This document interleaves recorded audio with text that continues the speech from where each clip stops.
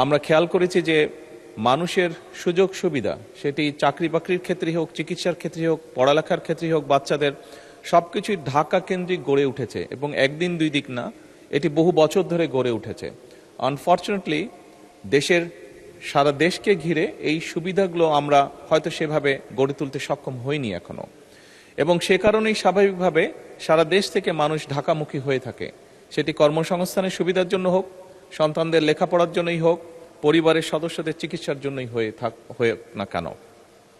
সেজন্যই দীর্ঘমেয়াদী পরিকল্পনার মধ্যে আমাদের লক্ষ্য হচ্ছে ধীরে ধীরে ঢাকা দেশের সকল অংশেই পর্যায়ক্রমিকভাবে এই বেসিক সুবিধাগুলোকে গড়ে তোলা।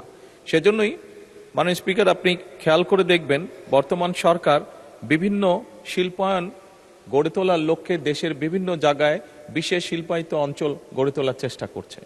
একই সাথে আমরা চেষ্টা করছি দেশের বিভিন্ন জায়গায় চিকিৎসা সেবাও গড়ে তুলতে এবং দেশের বিভিন্ন জায়গায় আমাদের আগামী ভবিষ্যৎ প্রজন্মদের লেখাপড়ার জন্য ধীরে ধীরে ভালো শিক্ষা প্রতিষ্ঠান গড়ে তোলার জন্য।